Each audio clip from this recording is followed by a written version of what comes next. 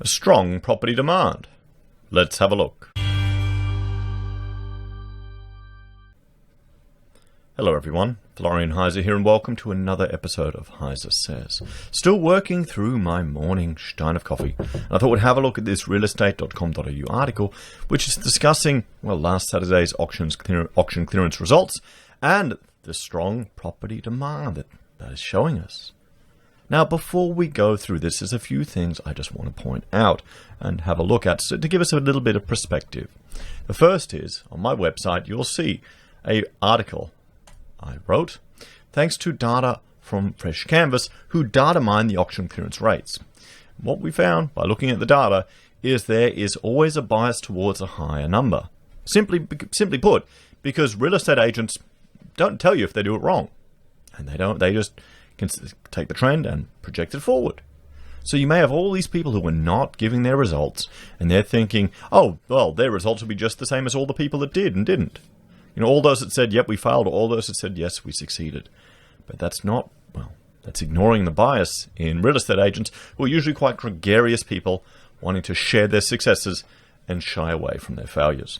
Have a look at that. This article, you can download the Excel files and see the numbers for yourself. So I'm not sort of talking out of thin air.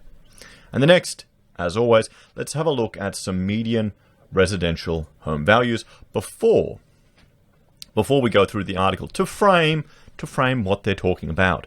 Are they going to be talking about the super high quartile, the luxury properties that the average punter will never see? Or are they talking about the realistic average market? It's always good to keep in mind. Now, Sydney is, well, from 31st of March, the median price was $925,000. Melbourne, a bit more reasonable at $727,000. Then you've got Canberra, $685,000. The weighted average at $675,000. Good old Brisbane at $540,000. Then Hobart at $5,000. Perth at $475,000. Darwin at $466,000. And Adelaide, rounding out the bottom at $460,000. I guess if you can work remotely, Adelaide may be an appealing place to live, particularly if your work comes from other states. So let's have a look. So Saturday auctions, a strong appetite for property across the capitals. Agents have reported a competitive day of bidding in Sydney and Melbourne, reflecting a strong appetite from buyers even amid the recent illness spikes. In Melbourne, postcode-specific lockdowns forced some auctions to return online, and residents in affected areas were banned from attending on-site events. Well, maybe that's an incentive. People want to buy in suburbs where they're not going to be restricted. Do you think you'd have the same restrictions in the more affluent suburbs? Just a question.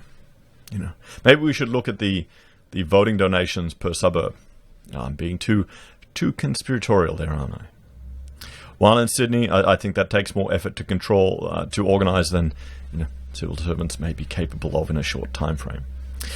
While in Sydney, a more balanced market allowed formerly frustrated house hunters to get into the game among the nearly 540 auctions scheduled across the week. Latest realestate.com.au auction data showed New South Wales had a clearance rate of 69% for the week to date, while Victoria's preliminary clearance rate stands at 68%. This is the thing. The media they love their clearance rates data. They jump all over it. They talk it up because it's something they can measure. It's a qualitative, numerical measure that people can relate to. People can understand, oh, clearance rates are high, so that must mean it's time to sell. Or clearance rates are high. There's probably a lot of demand in the market, so I'll hold off a little bit more. There's a lot of buyers out there. I'll wait for supply to go down a bit longer. I'll wait to see. Until after Christmas. Here's what's happening in the auction capitals. Victoria.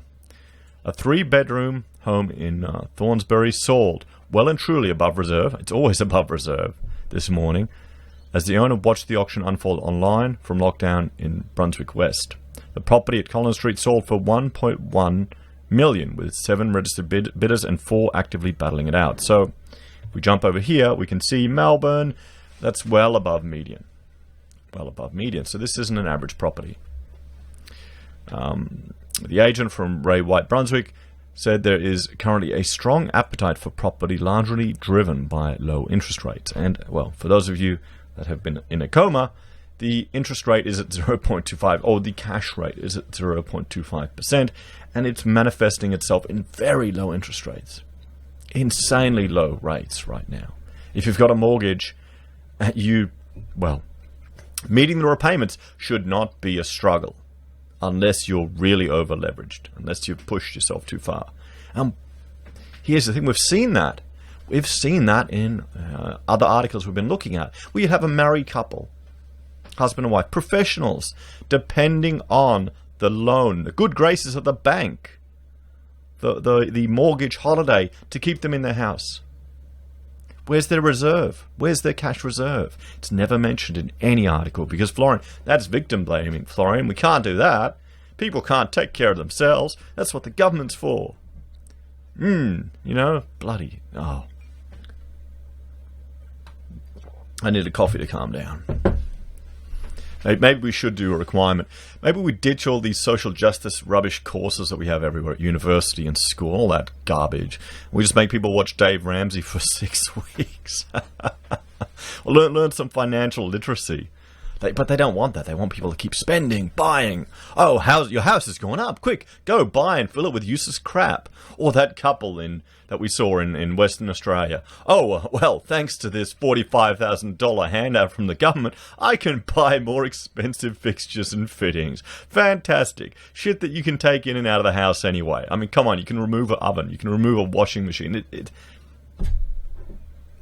I don't need a backyard. Well, they probably wouldn't need a backyard. I'm sure their cats would need it. That's it. They'd probably need it for cats. Anyway, I'm going off on a tangent again.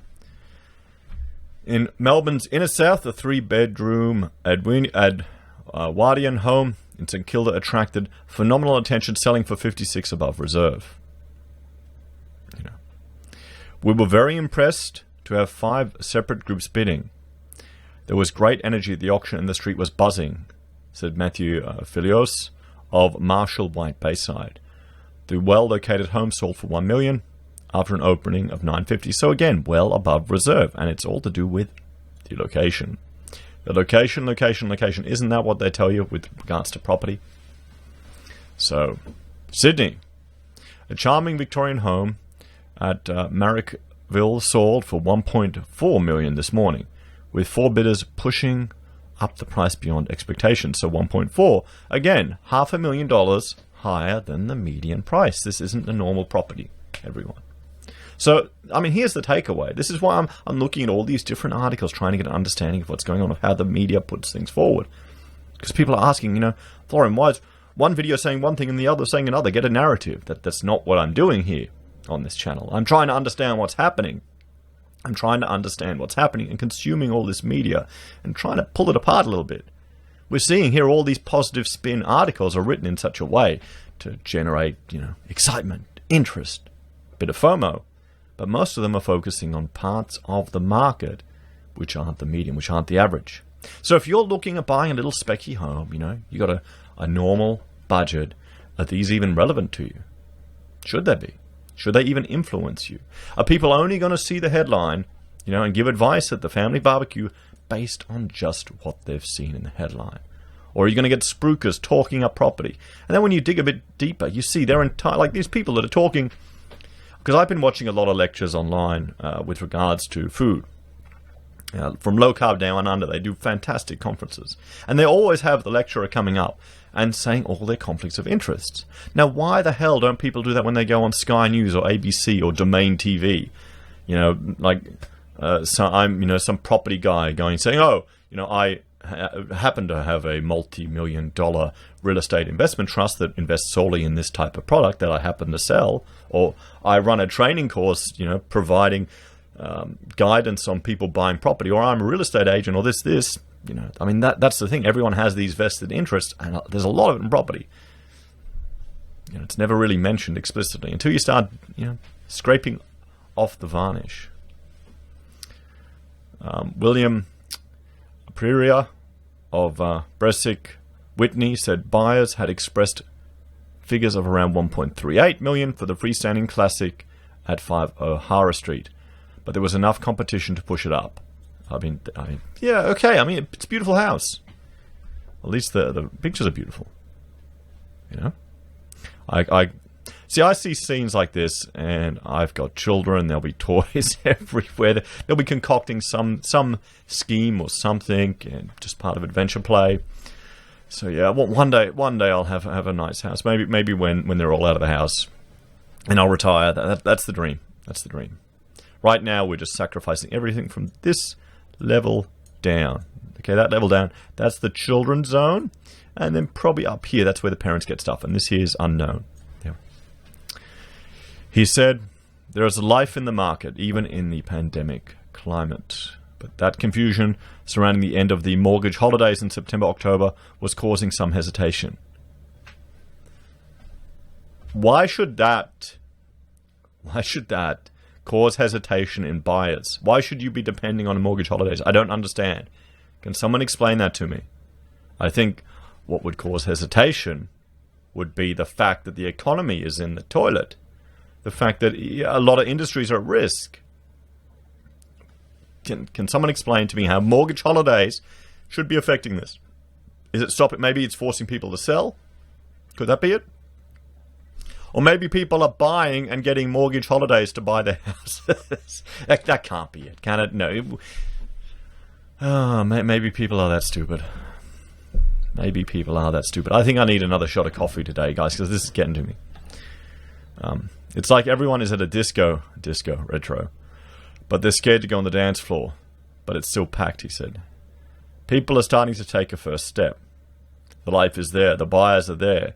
And when the time comes, there's going to be enough demand to meet supply. Meanwhile, on the North Shore, a half-finished Federation-style home in Warringah sold for $3.9 million. Yeah, I mean, come on. 410 above reserve. Okay, cool. This isn't normal. I think this is property entertainment. I understand. People want to consume this stuff. They want positive spin on these things. But 4 million is 4 times the median. Everyone. So a lot of people, this doesn't apply to. A lot of people that, are interested in it, but the average person selling a specky, I mean, how the hell can that be worth that much, that place? It's all to do with the location. It isn't that nice a house. It's just a brick veneer. Everyone. If you demolished it, the materials in there wouldn't be worth that much. At all. It's all, you're paying for the location. You're paying for the land. Anyway. What do you all think? Do you think, property's back? Or are you waiting to see? Let me know your thoughts and opinions in the comments below. Please like, share, and subscribe to the channel. If you're a fan and want to support the content I create here, there are a few ways you can. You can join us on YouTube or Patreon. You can support us via our affiliate links at Amazon, eBay, Independent Reserve, or Kucoin. You can buy our merch from HeiseSays. You can use Gold Pass from the Perth Mint, or support us via PayPal. Thanks, everyone. I'll see you next time.